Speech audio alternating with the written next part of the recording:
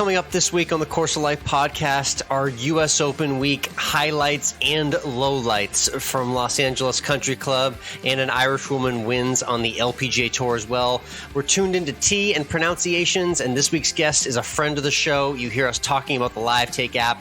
We have the founder and creator on, Chris Salisbury, joining us. Really cool conversation, and we're proud to be sponsored by Livetake. We talk pies and bakery talk when we always end with food. Like we mentioned, the Livetake app are our friends of the show, and we're excited to tell Chris's story about how he created this amazing app where basically, Mike, it just gets us together and allows us to butt heads. We're too friendly on these podcasts, okay?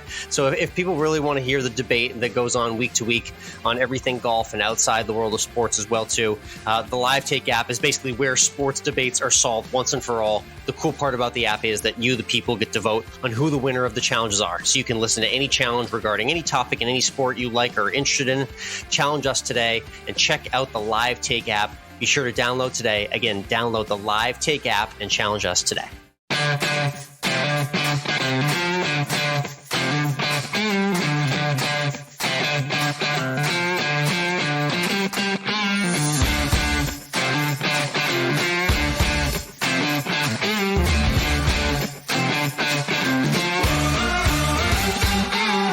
Hello, interwebs, and welcome to Course of Life. We are proud to be presented by our friends at Desert Fox Golf and the Livetake app. I'm Michael, he's Alex. And Alex, the stars were out at LA Country Club for the US Open. We had vintage but better Ricky Fowler. We had vintage Rory McIlroy. And we had Wyndham Clark hoist the trophy. We did. Wyndham Clark. Not the name maybe people had on Saturday or Sunday morning hoisting the trophy. You know, we spent the entire weekend going on and on about the amazing storylines golf-wise. We'll get to the rest of the tournament in a moment, but golf-wise, having Ricky Fowler, like you mentioned, and Rory McIlroy and Scottie Scheffler all near the top of the leaderboard all weekend long. There wasn't a whole lot of movement. Those three names alone will move any golf fan to the direction of a TV. That's exactly what you want to see out of a tournament. So it's nothing against Wyndham Clark, who's a great guy and a PGA Tour winner, but admittedly there is that natural sigh and letdown to him winning versus the other three names that are at the top of the leaderboard all week. Yeah, I mean, I think that first day, seeing Ricky Fowler just go crazy with the 62, two 62s, yeah. Followed by Xander, not the two Californians we thought were going to have a great week, by the way. Correct, yes. And then following it up with, you know, a respectable 68, staying in the lead, a 70 on Saturday, staying in the lead. Yep, this looked like maybe a wire-to-wire. I was not surprised that he fell apart, though, on Sunday. Yeah, I know. It's one of those things where, you know me, I'm a huge Ricky Fowler fan. I've been walking the orange and buying the Puma shirts for the better part of a decade, and I love his game and personality and everything about him, but he just hasn't shown that killer instinct in these major moments, and you were wondering if he was going to teeter or not on Sunday. The guys behind him were like the exact type of crew to make him teeter, and unfortunately we saw quickly, and it actually maybe was teased with the 18th green missed 3-footer on Saturday night in the darkness, but it was quickly apparent that Ricky was not up for the challenge of finally hoisting that major championship trophy on Sunday. And Rory is the next one I want to get to, Mike. This guy is freaking in contention all the time. But now here we sit 9 years removed from the last time he won a major. We got to start asking questions about him getting it done as well, too. Well, you know, I got to think that over the last 2 years, if he didn't have the monkey on his back of having to be the cheerleader for the PGA Tour and now being the martyr, when we really look back on it, the martyr for the PGA Tour, you got to think if that mental anguish hadn't been on him for the past year, how many tournaments would he have won? It is an interesting thought, you know, like how much that actually took away from him in his game. Yeah. I don't know if it took away a ton, but I think you're right. It may have taken away enough to just have him in this exhausted state right now. And he's just one or two short. I don't know. It's something about his strategy on Sunday. I feel like he's just got to play a little bit more Rory ball and be a little bit more aggressive in moments when he needed to be. There were just one birdie on the board, Mike, on Sunday at the U.S. Open when he's in contention. I know how difficult the course is playing, but the birdies were out there. Just surprised not to see a little bit more firework from him on Sunday. I mean, Tommy Fleetwood shot 7 under on Saturday, so the birdies were certainly out there. Rory just seems to not be able to make the birdies when he's supposed to make the birdies. Scotty Scheffler, meanwhile, still can't buy a putt. So yes, I know. Crazy week for Scotty again, coming up short. But yeah, Wyndham Clark, funny enough, Mike, the guy who once played golf with Chris Harrison a few times and was almost going to be the Bachelor a few years ago. Okay, he turned down that opportunity. He decided to stick to golf full time.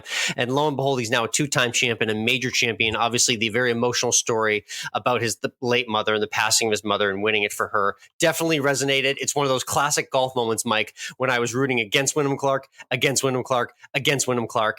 And then he holds the winning putt and hugs his caddy, and you see the overjoy of emotion. And I was immediately on his side. That's just the beauty of the game. And it was a really cool moment to see.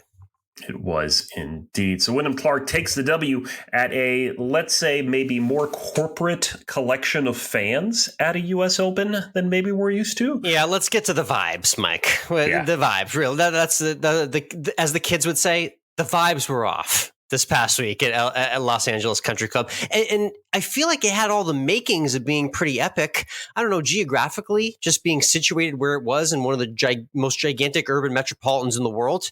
You thought there'd be a chance for a huge crowd there, right? And that was exactly the opposite. What happened? Yeah, it was like only 14. It was 29. Estimate between, light 20,000s in the tickets. Yeah. And I'm hearing 14,000 of those were hospitality tickets. So those are the champagne, martini drinkers, in the shade that aren't necessarily, let's call them the general admission warriors like you and I, the ones that will buy the $20 or $30 or $50 ticket and go walk the 18 holes. So that leads you to a certain type of crowd and a certain type of volume. And the players were not shying away from that. They were very open about how saying it just didn't give off the U.S. Open vibes and volume they were used to. It's the national championship, Mike. I don't know. There was something that wasn't in the air that bothered me. If Phil Mickelson was walking up to 18 to win this tournament, we wouldn't have had that scene that he did have, just being surrounded by fans. That was not going to happen here in L.A. It wasn't. No, yeah. There was a bit of a brief rush for about 30 seconds, but Mike, the gallery just wasn't even there to make anything crazy happen. I mean, this made the Dell Match Play Gallery in Austin look like the freaking Open Championship at St. Andrews in terms of gallery size. So a lot of talk is going to be there about the atmosphere. They are still scheduled to come back to LACC in 15 years, in 2039. I don't know if we'll resurrect that talk all the way down the wire then when that happens again, but it'll be interesting to see if Los Angeles Country Club hosts more tournaments like this. I was just getting the vibe that the members just really didn't want anything to do with this tournament. I don't even know how it happened in the first place, but that was the vibe I was getting. And yet they gobbled up the majority of tickets out there. Right. Well, hospitality, Mike, free champagne, while they watch. Obviously. Yeah, no, it's true. It's true. Let's talk about last week's guest on this podcast. Yes. Now, he did Dylan Wu. He was at the top of the leaderboard for most of the week. Yes. And me texting you, I was about to text you, I can't remember the last time Dylan Wu wasn't leading the US Open. We had that fun moment where he was on top of the leaderboard for about 90 to 120 minutes on Thursday morning. That's always fun, just for the screenshot moment, if nothing else. Unfortunately, the glory didn't last quite as long, but it was a solid week. Again, Dylan Wu is 2 for 2 in made cuts when he qualifies for the U.S. Open. He had that top 20 at Torrey Pines, finished tied for 32nd here at LACC. Mike, I looked up the numbers, 119,000 for 32nd place. Not bad. Not bad at all. You can even take the taxes out of that, and it's still a nice take for the week. So I talked to Dylan. Overall, pleased with how it went. Definitely turned that 36-hole qualifier into a nice financial gain, and he's off to Travelers this week. So he'll be playing in Connecticut in no time.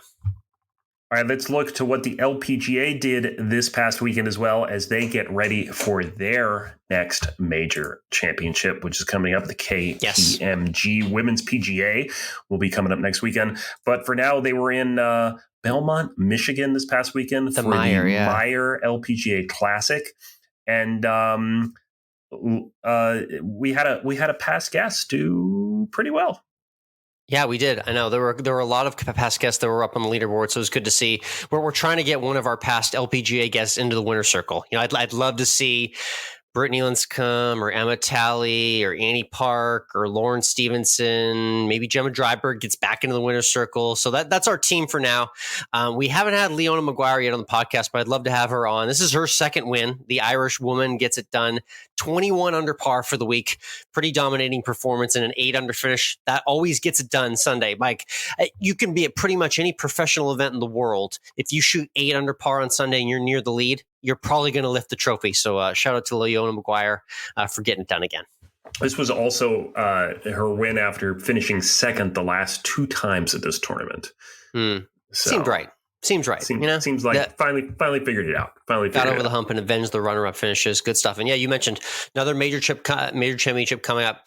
I wish I could go to them all, Mike. Where are they? They're heading to a nice course this week, aren't they? Baltusrol. Yes, that is a really nice course.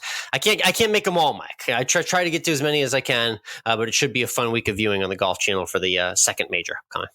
The PGA Tour, meanwhile, this weekend is headed to Connecticut for the Travelers Championship. Always fun to see them finally go back to New England once a year, because this is the only time they go to New England. If we want to call TPC River Highlands New England, it's kind of right on the line. Connecticut kind of straddles New England and the tri-state New York area. So. Exactly. And I think for the record, and we'll get into this in a moment, the school where we went was considered probably that tri-state area of Connecticut. I'm gonna go ahead and say Cromwell is maybe just a few miles north of that line. So I'll call it New England gracefully, but you're right. I appreciate the bitterness that you still hold for the tournament that's gone from TPC Boston. I like that you still hold that grudge after all these years. Always. I will say I actually feel that all alma mater, Quinnipiac and Hamden, Connecticut, straddled the line and can be considered both the tri-state and New England. So regardless, I think Cromwell's about half an hour north. I remember taking the drive a few times, and then when I lived in Bristol, I saw a young Ricky Fowler there, Mike, in 2010, wearing all orange with the big long hair. It's funny how times change. He's still rocking the orange, but not quite head to toe. So cool memories. I saw the late Stuart Scott play a pro-am there with Bill Belichick back in the day. I saw a thrilling Bubba Watson playoff. It's a great finish. If you don't remember, it's the short par 4 18th, 17th the short par 4, 16 short par 3, 15 drivable par 4. So those 4 holes, I put them up against any finish. I wrote the full preview for it on runyourpool.com, so you can check out my full picks. But designated event. Shout out to the Travelers for getting that status last year. So the full field is fully loaded this week. Yeah, defending champ Xander Schauffele will look to see if he can do a little better than he did, even with that 62 at the Open this past week. Scotty Scheffler, John Rahm, Roy McIlroy, Patrick Cantley, Victor Hovland, Matt Fitzpatrick, who had an ace at LA Country Club, Max Homa, who had an extra couple days off. Yes, burn. Also I like that. There. So, now, isn't that nice to see, though? I mean, God, the Travelers Championship is the little engine that could. As I've said before, it's one of those tournaments that was always near and dear to our heart because of the locale, but it never drew the biggest field. I remember back in the day, it was a huge deal when Phil Mickelson went there for a year or two. It's had its waves, but it's gained popularity a lot in recent years. So great to see that it's designated and we got all the world's best there. So excited for the golf this week in Connecticut. All right, let's switch over to Tuned In, where we share what we're tuning into outside of the world of sports. This past week, I was in Charleston for a couple days. Beautiful weekend city, just like Savannah, much larger and wealthier than Savannah. So be prepared to drop a few more dollars down when you're there. But we did on Saturday on our way out of the city, went south of Charleston and went to the Charleston Tea Plantation, which is the only tea farm in all of North America. Fascinating. And when you posted picture of this, I was confused. I was like, oh, like tea, like tea. Like they make that here. Wow. Yeah. And you went to the only one. I love one of one things in the food world. So that's a very cool one to find. It is really cool. And it was tea farms are, once you plant the tea bush, there's only one bush that makes tea. There's a couple different varieties of it, but only one species of plant that makes tea in the entire world. And once you plant it, it stays there. The only way it dies is if it gets overwatered. And even when it dies, you don't rip it up because I guess the roots get all intermingled with all the other tea plants in the farm. And what they do is when they start their season, which they just started a couple weeks ago, I guess, they cut the plants to tabletop height. And then they, every 15 to 18 days, they come in and they cut the growth, what they call the flush. And that they then take and they bring into a processing facility there, and they dry it and they do all the other things they do to it. And out comes tea, ready to be, within just a couple hours of it being brought in off the farm. It's made into tea bags and ready to go, or loose leaf tea or whatever. So how was it? That's the question. So I tried a couple different varieties that they had. The one we actually liked the best was their first flush. And this was literally the first growth of the season that they had cut off. They call their first flush. That one was probably the best. It was kind of not too strong in either direction. It had a really nice balance, had almost a little bit of sweetness to it as well. So that one was really nice. Charleston Tea Plantation, certainly recommend if you're in the Charleston area, go ahead and take a little day trip down there, spend a little time. Charleston Tea Farm. Yeah, and so again, it's the quote, "This is the only." That always gets me going somewhere. You don't think about it. And the other really interesting fact is the tea plant is naturally, they don't need to put any fungicide on it or anything like that. Animals won't eat it. It doesn't get disease. It's super hardy. So it's just really surprising to hear that. Like, your tea, you think tea too. You don't think of it getting it in, the low country of Charleston. You think of India and China, but it's the same weather, and they don't need to do much to it. They just put it in the ground and it's good to go. At MWRINC on Instagram. I think you threw something up from your weekend, and at AlwaysEndWithFood as well too. We'll get to some more food later this episode, but we got to get to an important matter of business. You hinted at it earlier when we talked about our alma mater, and it's coming up a lot in the news these days, Mike. I watched a little bit of local news this morning from here in Austin, Texas. And then I watched some national news, and multiple times over, Mike, it's that time in the election cycle where we start to hear our school's name over and over again in the news for our polling institute. So just for the record, how is our alma mater pronounced? It's pronounced Quinnipiac. Just the way it's spelled. Well, we got a Quinnipiac from a national news reporter this morning. And then we got the Quinnipiac, the P all over you, the Quinnipiac pronunciation. So Quinnipiac, for the record, Quinnipiac, you can just roll it right off the tongue, nice and quick, no pauses, no breaks, no enunciations, Quinnipiac. That's the poll you're seeing all over the news these days. And you'll be sure to see that name a whole bunch here in the next 15, 16 months or so. Yeah, and it's also just a reminder, we don't just do polling. We also win men's Division I national hockey championships. Right. It might be polling is officially second now. I can officially say polling is second. We are a hockey school first and foremost. And second, we're that school that does the polls. That's it. Yep. That's all you need to know.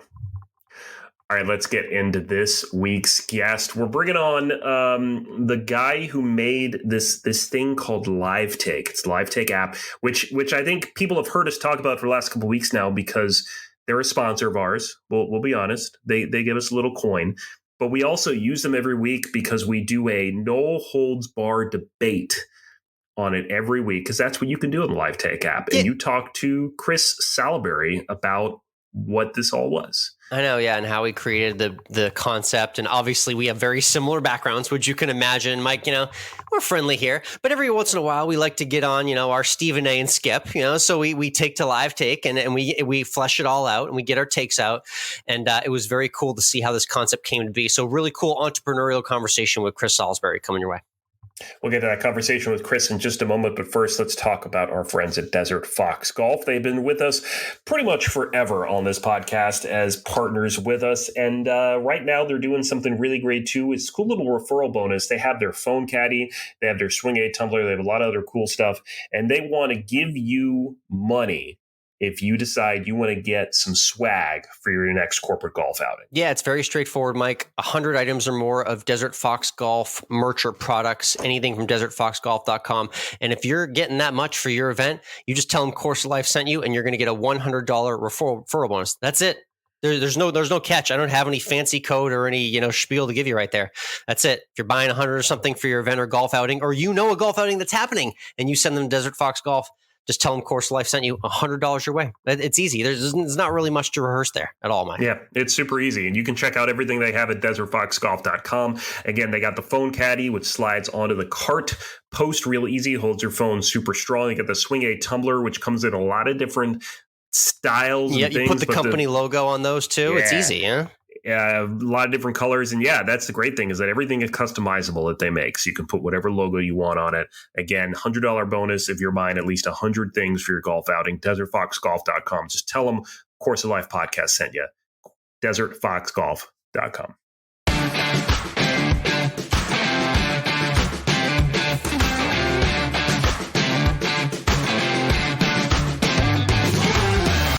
Next up, he's a sports debate fanatic and the founder and CEO of Livetake Sports.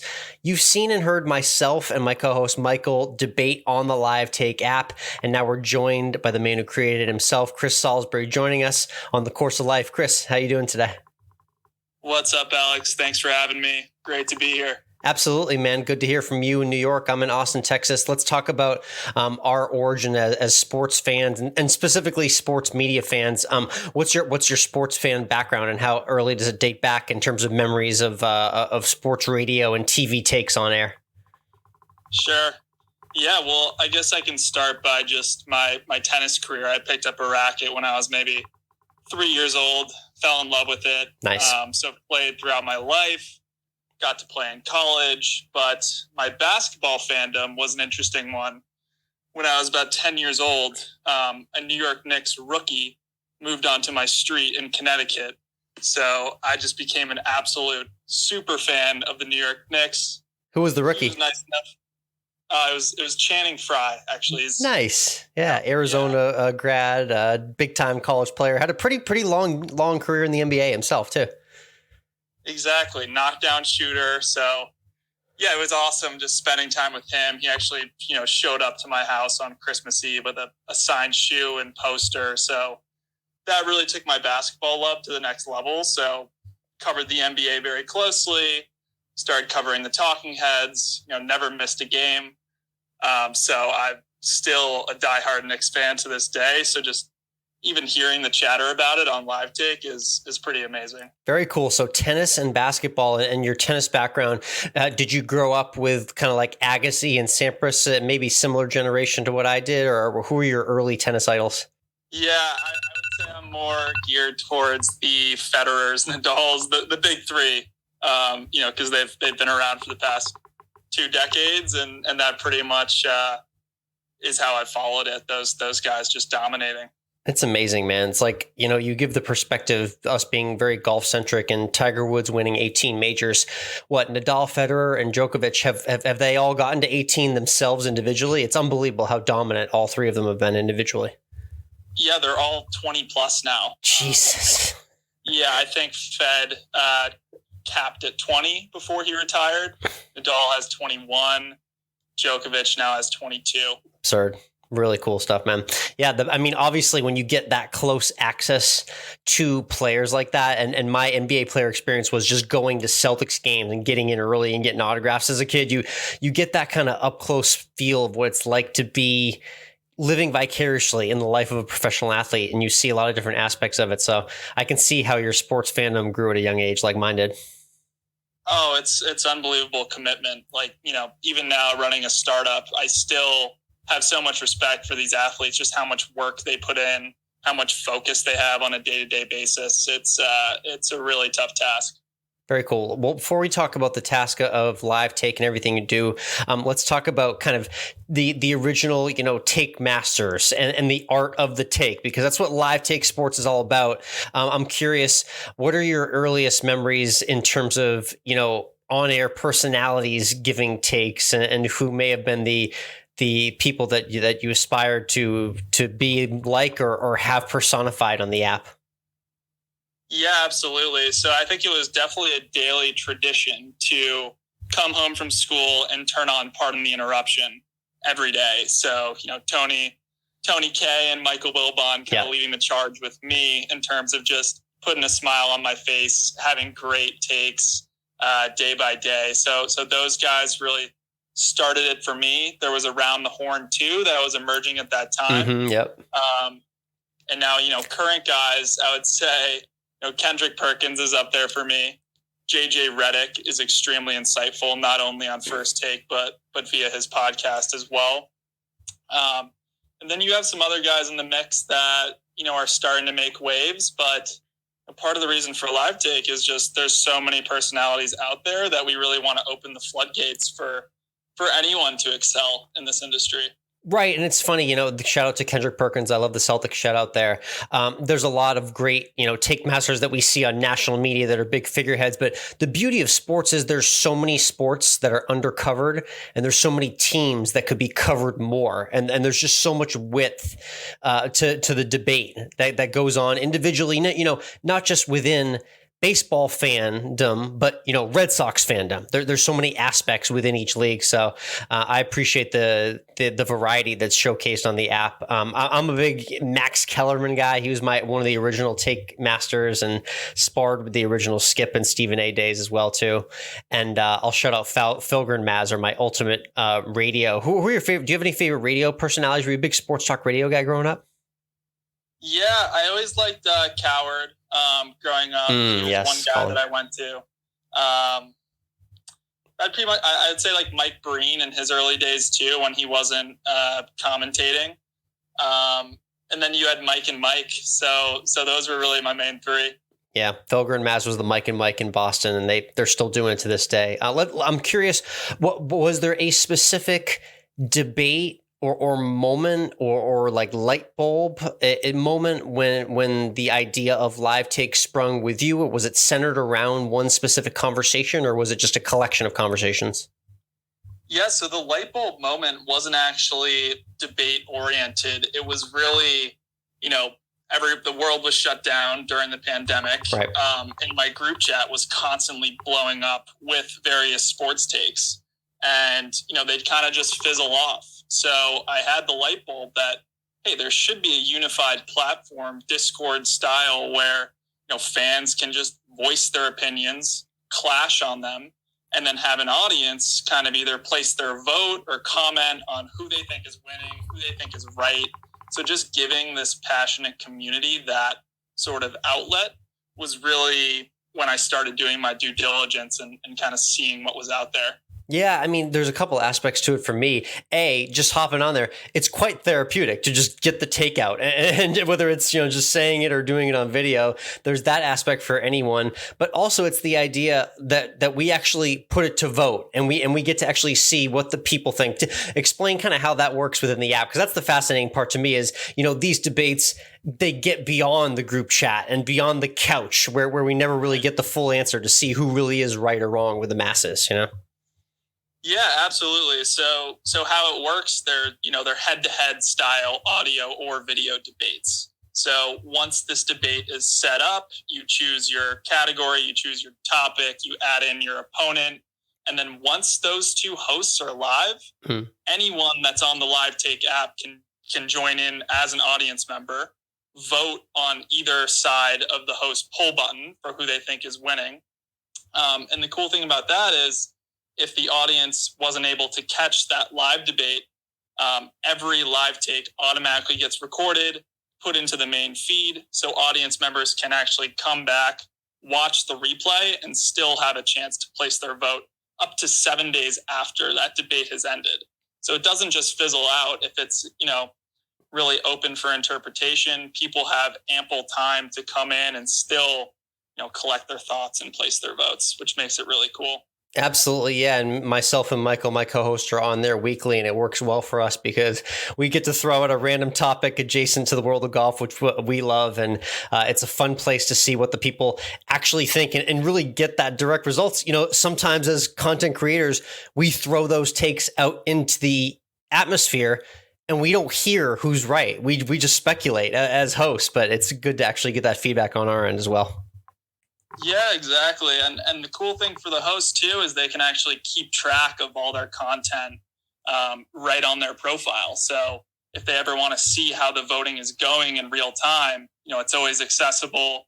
They can see the total, they can see who voted. And, another aspect to it as well is after that voting window closes, a winner or loser is actually crowned for that Livetake. I love it. Yeah. And don't worry, we're counting. I currently have a lead on my co-host at time of talk right now. So hopefully that continues. Let's get to some quick takes with you.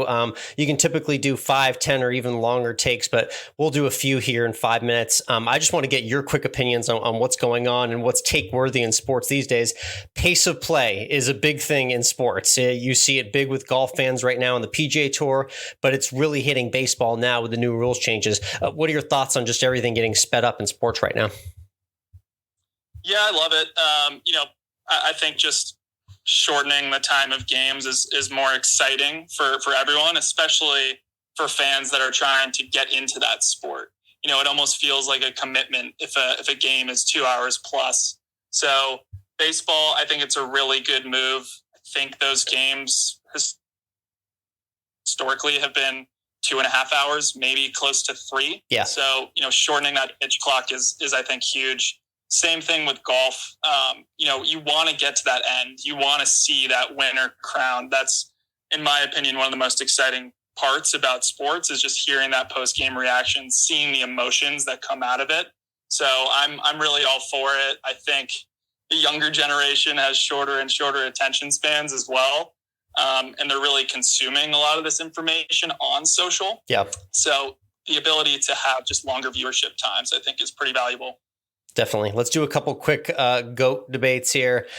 In golf, the big one is Tiger or Jack, Chris. Jack Nicklaus, 18 majors. Tiger's only got 15. In the modern days, we call him the GOAT, but is Jack Nicklaus the true GOAT because of more majors, or is it Tiger because of the tougher era to win them in? I think it is Tiger. I've always been a huge fan of just his dominance, his ability to, even crawl back in some of these tournaments. I can't discredit Jack, but, I grew up more in the Tiger era myself. Yep. And I always just see him as the ultimate GOAT. Definitely. I do as well. The one crazy Jack Nicklaus stat that always gets me, though, is that he also had 18 second place finishes in majors, which just blows my mind to think how many of those he actually could have won. Crazy stuff. And the other GOAT conversation we love to have, which is probably maybe the GOAT of take conversations in sports media, is who's your basketball GOAT? Or are you at LeBron, or are you still sticking with MJ, or do you have another? I'm sticking with MJ purely on just, consistency of championships. LeBron obviously has had his fair share of finals appearances and is, 38 now, still doing what he does. So, I think from a greatest athlete of all time, I'm saying LeBron James. But for the greatest basketball player of all time, I'm still going with MJ. Yeah, it's the amazing record in the finals, too, that just really, really resonates for MJ. And you and I were right in that crisp era where we were just old enough to remember MJ, and that was a sight to behold. So I'd agree with you on that one. All right, let's get to some wrap-up questions. Chris Salisbury, again, Livetake Sports app.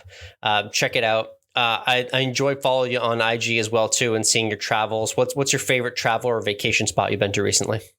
Oh man, I gotta give a shout out to my brother's wedding, which was in Capri, Italy. That was my first time just getting to explore. We started in Rome and then kind of took the ferry down for the big celebration. And yeah, that country is something else. Have you done a lot of Europe, Chris? Not enough. France, Italy, and that's pretty much it. I'm due for some backpacking and some hiking around other parts.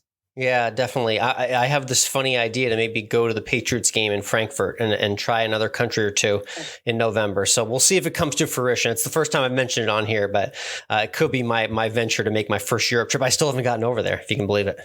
Yeah, it's crazy. Just, time really escapes. So I want to be able to dedicate my full exploratory mode to those types of trips.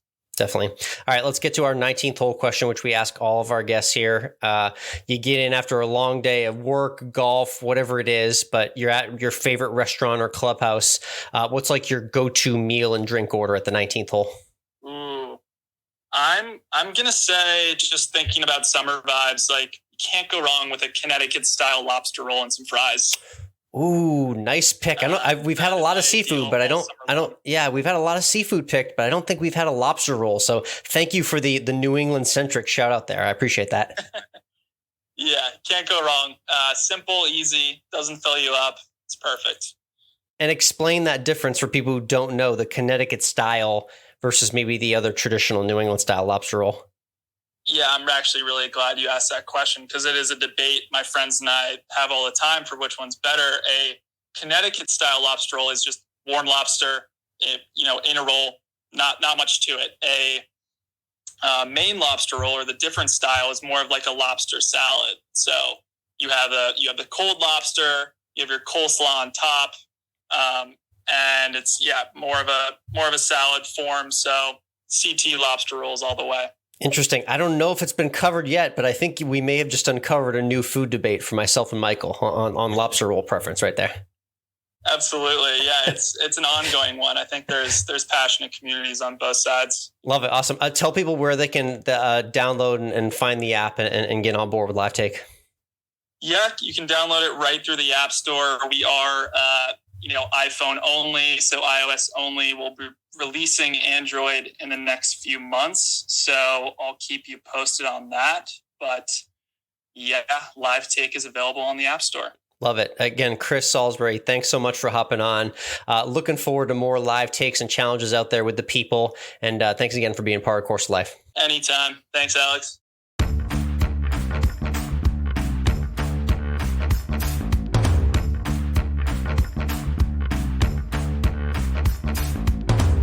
And we're back. Great chat there with Chris. I love the Livetake app. It's a great venue for us to kind of get things off our chest in a way. Gets us thinking too. Yeah, gets us thinking. And this week's Livetake with us is was it drive for show or putt for dough? I mean, that's classic, right? I mean, we got to work through all the classic golf debates. So you'll have to head over to the app and see who stands where. It was an interesting one, though. It always comes up every few tournaments or so because you get a bomber that wins, you get a great putter that wins. So it's one of the oldest debates in golf. So that's where we hash it all out. Again, it was really cool for Chris coming on, telling the story of how everything came to be, and love getting his perspective as well. And if you like that conversation with Chris plus everything else we do here on the podcast, make sure you leave us a rating of however many stars or thumbs you feel is an appropriate number to signify that you want to give us. But if you've listened this long, I'm assuming it's going to be 2 at this point. I'm thinking at least 2. Yeah, two for that, and then probably at least another star or 2 for maybe what we talk about coming up here. If you're a Red Sox fan too. Yeah, let's just get into it. I'm just going to leave for a while, Alex, because that's what my Yankees obviously did this weekend. So you just take the rest of the podcast. Well, it's funny because I thought the Celtics season was over and everything like that, but I looked up Friday night and it looked like a basketball score at Fenway Park with the Red Sox and the Yankees. 15-5 Friday night, rained out Saturday, and then a double header sweep to wrap it up. A 3-game sweep. It's the first time the Red Sox have swept the Yankees in like 50 something years, I think, at Fenway Park, for some perspective. But Mike, I can do all the bragging I want, but the sad reality is you, me, right now, the way the AL East looks, we're just both the same. We're both we're shopping out of the same pile of garbage right now. We are miles and miles away from the Rays, and it's just unbelievable to see what the standings look like. Just when I think the Red Sox have gained any sort of ground, where we're nowhere near them.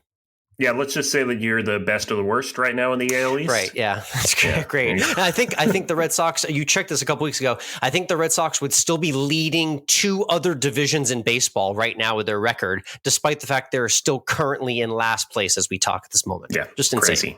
Crazy. That's baseball for you. It's not even the All-Star break. No, I mean, just put every team from the AL East in the playoffs, make it happen. Why not? Let's do it. But for right now, let's hashtag #AlwaysEndWithFood. Yep, our food segment to end every Course of Life podcast. And I think it's going to be very carb friendly this past weekend. I'm going to start, Mike, because I did something very unique that I'm going to post about on Course of Life Alex on Instagram. It'll be shared on COL podcast as well, too. I can't say, Mike, that I've ever had pizza at the turn on a golf course. Have you ever had a pizza on the golf course before? Because I did that for the first time in my life. The greasiness of pizza is not something I think I'd want to eat at the turn on a golf course. Yeah, you know what? And it wouldn't be either, but I tried it for the first time at Shadow Glen Golf Club here in Maynard, Texas. So shout out to Shadow Glen. They installed something that you'll really appreciate. Just to the left of the 9th green, the par 5, they put a brand new gigantic outdoor clay pizza oven out there, right, for everyone to see. So they got a nice little drive-through snack shack, which you'll see in the post up on Instagram. And they literally do pizzas at the turn. I called it in on the 8th tee. It was ready for me off the 9th green. Not greasy at all. Very well cooked, fresh air.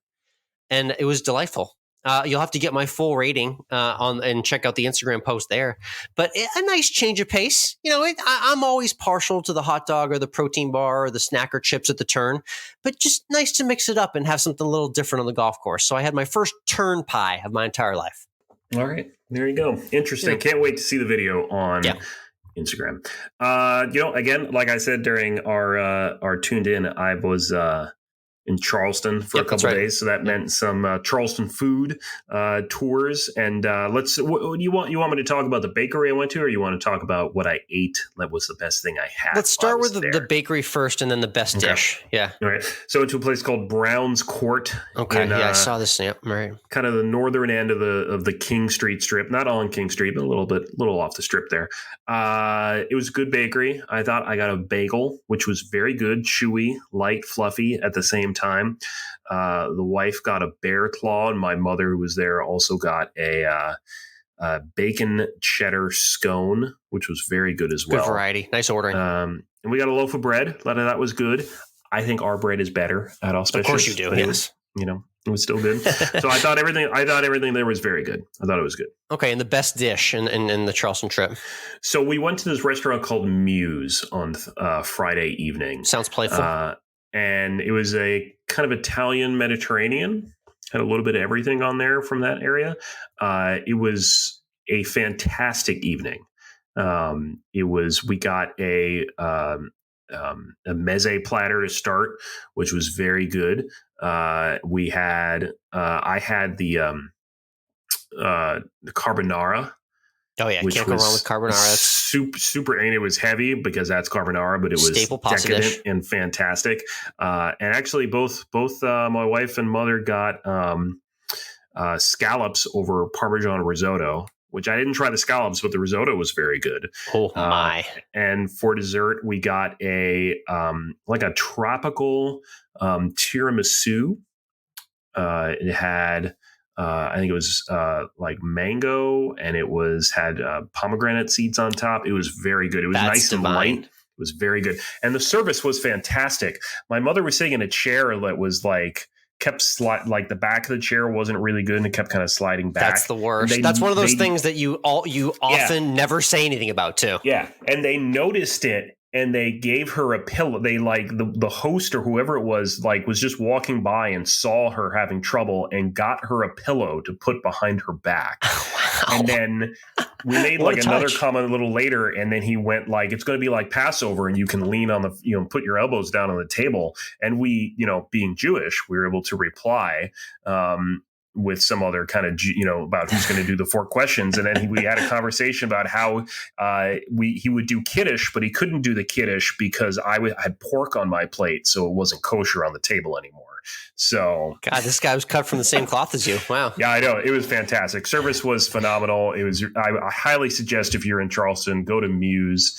It was a fantastic meal. I would definitely go back just to go to Muse, I feel like.